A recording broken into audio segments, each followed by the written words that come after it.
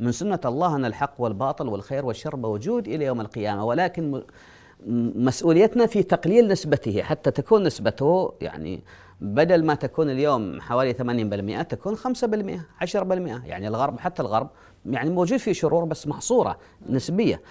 النموذج عشان الغربي في حضارة. أيوة. فاللي ذكرتي لماذا المسيحيون تجاوزوا تقريبا الأزمة الدينية، لأنهم عزلوا الدين تماما ونحن لم نعزله. والدين هنا، اسمحي لي أن أبين وجهة نظري، ليس الدين الإلهي. الذي يجب أن يعزل هو الدين البشري التاريخي الروائي السلطاني الفقهي الذي أنتجه البشر لصالح. في دين إلهي ودين أنتجه طبعا البشر. طبعا أنا عندي بحث أسميته الإسلام الإلهي والإسلام البشري. الغالب اليوم هو الإسلام البشري، هو الذي يطحننا طحنا. دين الله الرحمة والبر والتقوى والحقوق، ودين البشر هو العداوة والبغضاء والسوء والفحشاء والتقاتل والتباغض والتحاسد وكل هذه.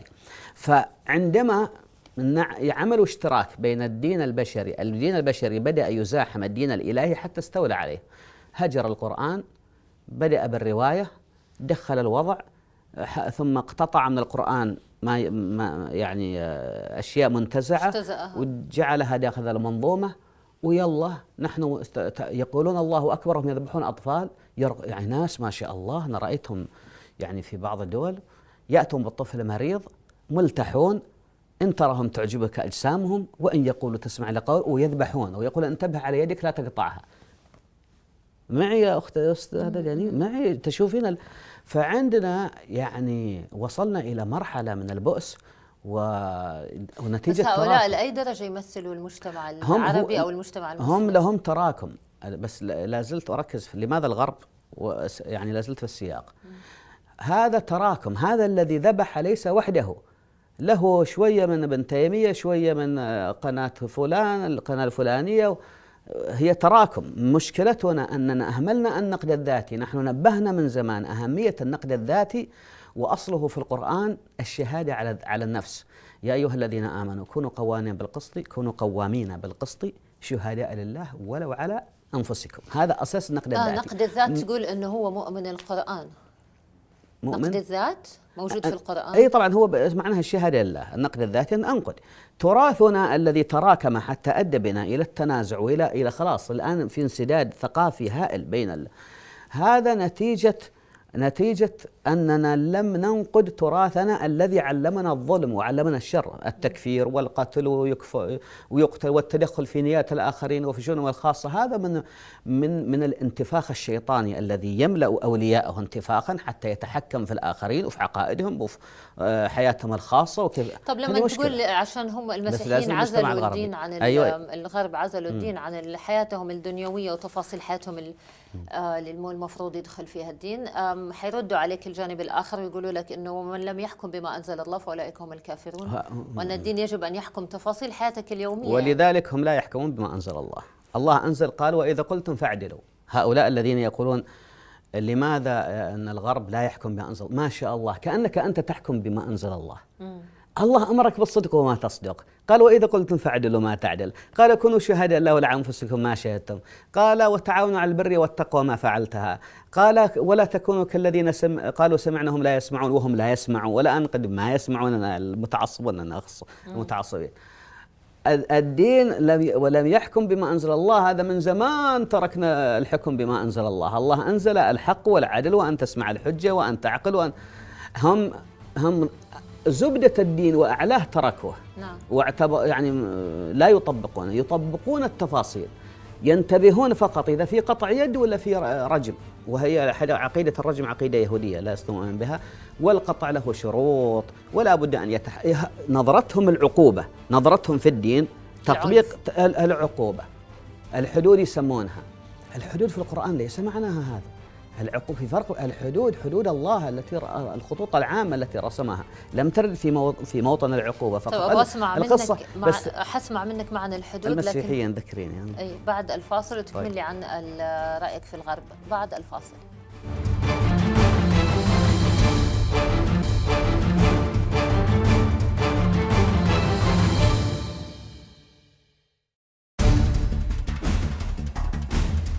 أعود إليكم من جديد مع الأستاذ حسن المالكي، وأكرر أنه يرفض أن ألقبه بالشيخ. الأستاذ حسن، عن حدود الله في القرآن قلت أنه هي لا تعني مجرد العقوبة، ماذا تعني حدود الله؟ الحدود العامة التي يعني أمره بالبر والتقوى من حدوده، أمره بالصدق من حدوده، يعني الخطوط العامة التي رسمها، تلك حدود الله فلا تعتدوها. يعني إذا أمرك بالعدل لا تتعدى إلى الظلم، إذا أمرك بالصدق لا تتعدى إلى الكذب، إذا أمرك، هذا هو حدود الله.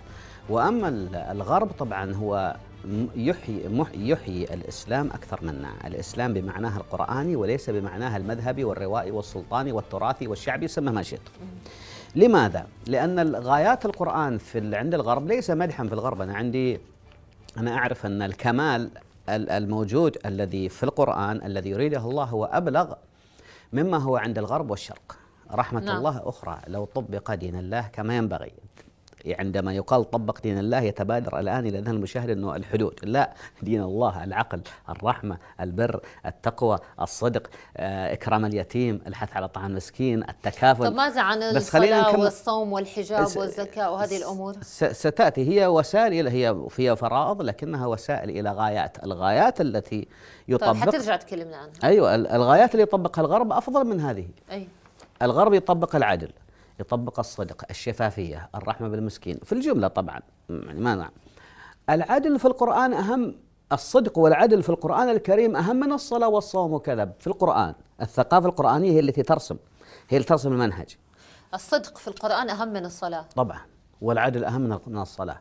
الله عز وجل يقول: لقد أرسلنا رسلنا بالبينات وأنزلنا معهم الكتاب والميزان. ليش يا رب؟ ليقوم الناس بالقسط. يعني هذا مخالف لكل اللي درسناه. وهذا هو لأنها روائية، لأن اللي ندرسه هو روائي. بني الإسلام على 5 وكذا، ومرة على 6 ومرة على 5. أنا بحثت الإسلام في القرآن والإسلام في الحديث. الإسلام في القرآن شيء مختلف تماما عن الإسلام في الروايات. طب احنا ليش متمسكين بالروايات أكثر من لا القرآن؟ حتى الروايات متناقضة. يعني تجد يعني مثلا أركان ما نسميه أركان الإسلام، ليس في القرآن كلمة أركان.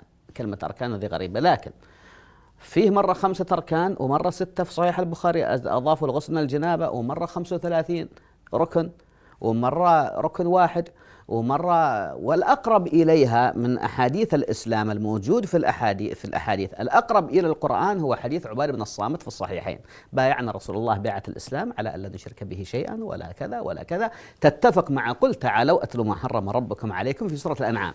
نعم. العلم بالقرآن، ولذلك العلم بالقرآن وبثقافته أولا سينيرنا على الأحاديث التي تتوافق مع القرآن. مشكلتنا عكسنا المسألة، نبدأ من الشيخ ثم من الأثر ثم من الحديث الضعيف ثم نرتقي ثم ما نصل إلى القرآن إلا وخلاص أصبحنا ما نراه.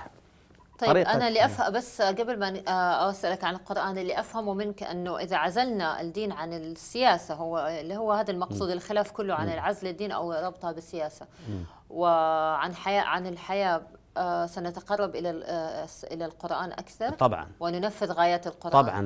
لأن الآن الذي نحن فيه هو الكذب على الله، والله ما يريد. ومن أظلم ومن افترى على الله كذبا. الذي فيه العرب والمسلمون ليس الدين، هو الكذب على الله. الشرك ظلم عظيم.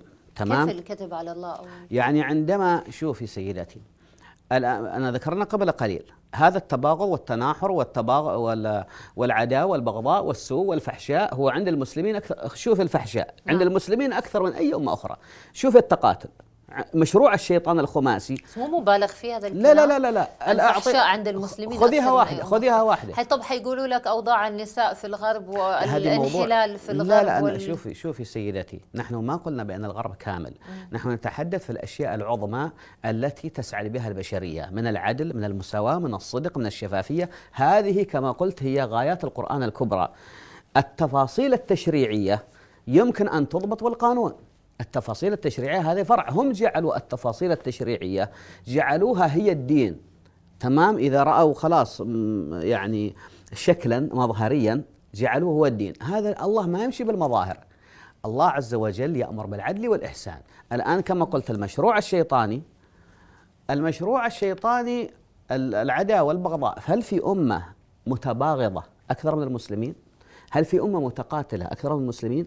هل في أمة تفحش في القول أكثر من المسلمين؟ ولا أريد أن أذكر الفحش اللي في تويتر وكذا. هل في أمة تقول على الله ما لا تعلم أكثر من المسلمين؟ الغرب على الأقل ما يقول هذا من عند الله، يقولون هذه تشريعات ونشوف قضاء يضعونه وحرية رأي وسياسات يضعونها بأنفسهم.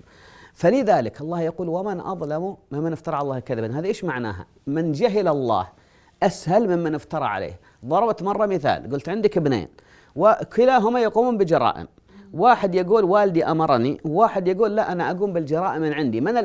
من الأقرب إليك أو من الأبعد منك؟ الذي ينسب الجرائم إليك. فنحن ننسب تخلفنا وجهلنا وبغضاءنا وكل ننسبها إلى الله، وأن هذا من شرع الله والله وعليكم بالله. هذا جهل نتيجة الإعراض عن القرآن والإقبال على الرواية والتراث.